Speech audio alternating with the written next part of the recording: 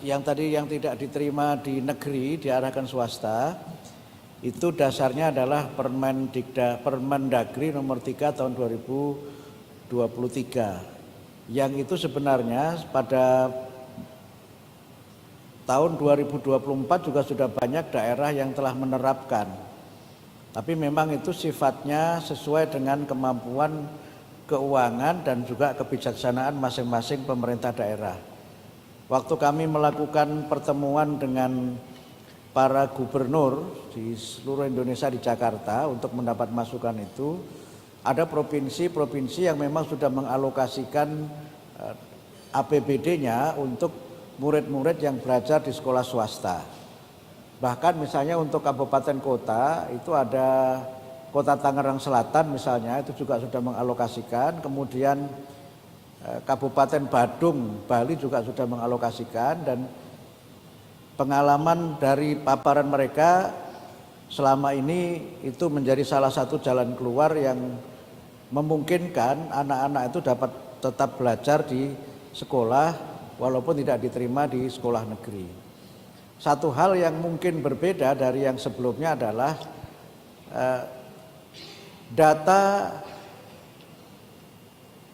sekolah dan juga daya tampungnya itu sudah diumumkan sebelum SPMB itu dibuka di masing-masing sekolah, sehingga ada keterbukaan data publik.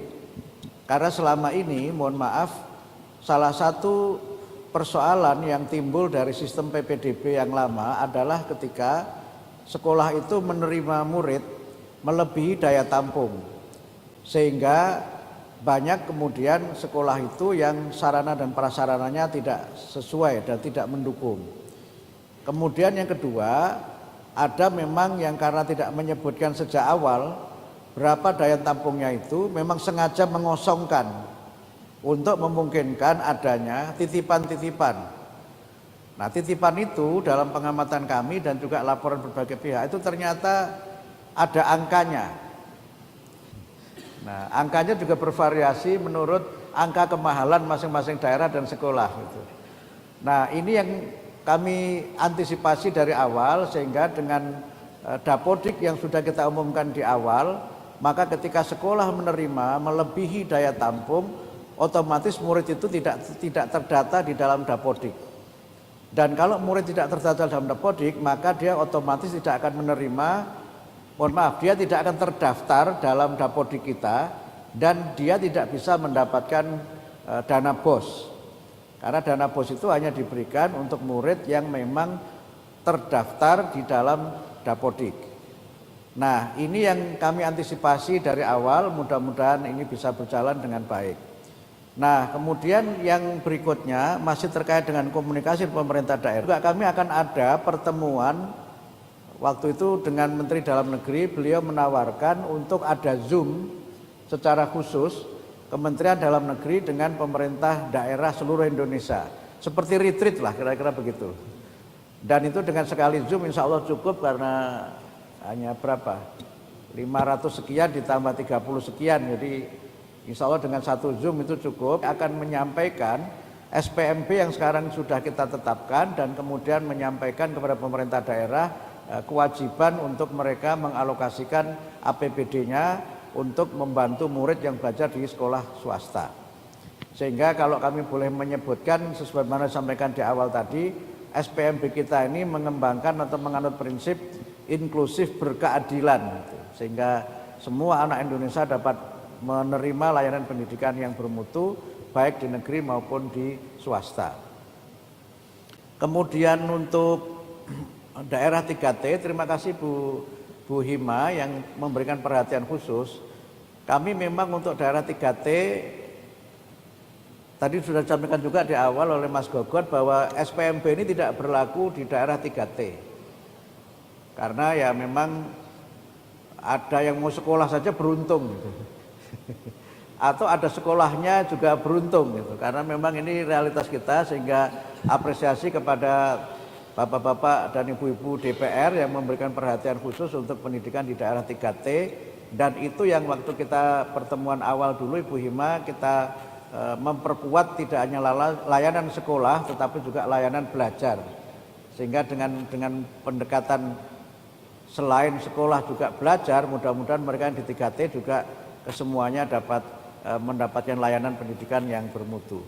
Jadi memang ini berlaku, kalau 3T tadi juga sudah disampaikan di awal, ada perkecualian. Itu yang mungkin bisa saya tambahkan. Nah, yang terakhir yang saya kira sangat baru adalah SMA tadi, untuk jalur SMA, bahkan juga untuk SMP juga. Tadi disampaikan di dalam SPMB ini murid itu diprioritaskan untuk belajar di sekolah yang terdekat dengan rumahnya. Dan ini bisa jadi mereka itu belajar lintas provinsi. Bisa jadi. Karena itu tadi Mas Gogot menyampaikan pentingnya kita komunikasi, karena ada provinsi tertentu yang dia tidak mau buka pintu untuk mereka yang berasal dari luar provinsinya. Padahal secara domisili itu lebih dekat. Saya tidak perlu sebut nama provinsinya ya, tapi saya beri contoh saja. Misalnya begini, ini sering saya ulang. Misalnya banyak warga Jawa Tengah yang tinggal di Blora, itu kan lebih dekat ke Bojonegoro. Yang itu lintas provinsi gitu. Hari-hari mereka itu memang aktivitasnya lebih banyak di Bojonegoro. Nah, dalam sistem ini dimungkinkan murid yang dari Blora itu belajar di Bojonegoro, itu ada. Nah, ini yang berbeda dengan sistem yang lama. Itu administrasi kewilayahan gitu. Nah, padahal realitasnya saya baru pulang dari Jogja, saya lupa ada SD tertentu di Jogja itu yang menarik. Jadi dia punya 2 kampus SD itu, kampus lama itu di kota Jogja, kampus barunya dibatasi oleh jalan kampung begitu, sudah beda kabupaten. Tapi sekolah yang sama. Nah, ini kalau strict pakai wilayah administrasi, ini kan sudah beda wilayah administrasi. Sebelahnya kota itu apa Mas Arief? Sleman ya? Bantul ya? Bantul. Jadi sekolah lama itu di kota Jogja. Nah, kampus barunya itu di Bantul. Padahal itu sekolah yang sama. Gitu. Nah, kalau ini kemudian diberlakukan kaku mengikuti wilayah administratif, ini bisa jadi sekolah ini muridnya terbelah. Nah, ini yang perlu saya tekankan terkait dengan sistem penerimaan murid baru yang berbeda dengan yang sebelumnya, karena fleksibilitas yang memang memungkinkan mereka belajar lintas provinsi. Kemudian yang kedua, untuk SMA ini kami tekankan basisnya adalah provinsi. Basisnya adalah provinsi, sehingga yang dipakai adalah rayonisasi.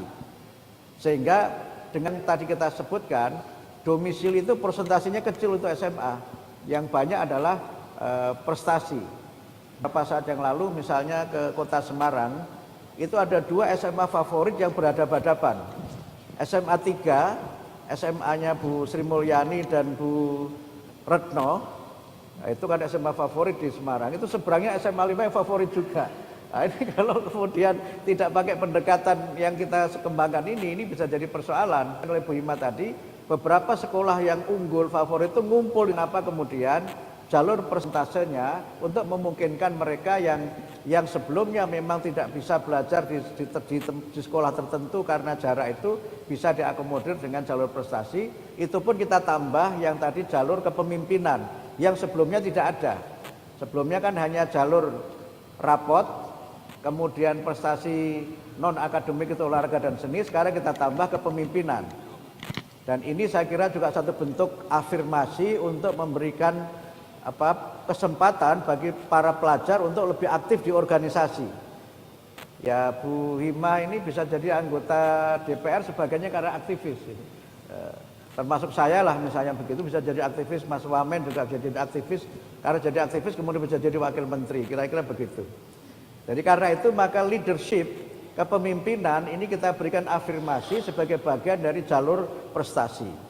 Nah, itu yang mungkin saya tambahkan terkait dengan sistem penerimaan murid baru tahun 2025-2026 yang keputusan menterinya secara lengkap, peraturan menterinya secara lengkap itu sudah bisa diakses di web kami, sudah bisa diunduh, tidak pakai di-download ya, sudah bisa diunduh, kita harus disiplin pakai bahasa Indonesia, sudah bisa diunduh dan juga sudah bisa di-share.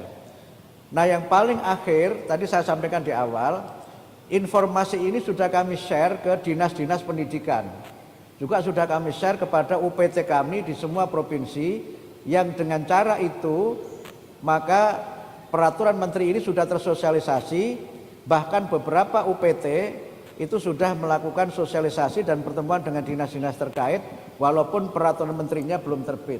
Karena prinsipnya peraturan menteri ini sudah disetujui oleh Bapak Presiden, sudah juga kami sampaikan kepada Bapak Ibu anggota Komisi 10 sehingga tidak menjadi sesuatu yang rahasia lagi. Kalau rahasia pun namanya rahasia umum. Yang hampir semua orang sudah tahu, tinggal legal formalnya. Jadi de facto itu sudah banyak beredar, hanya de jure saja permennya baru terbit tanggal 28 Februari yang lalu. Saya kira itu tambahan penjelasan saya.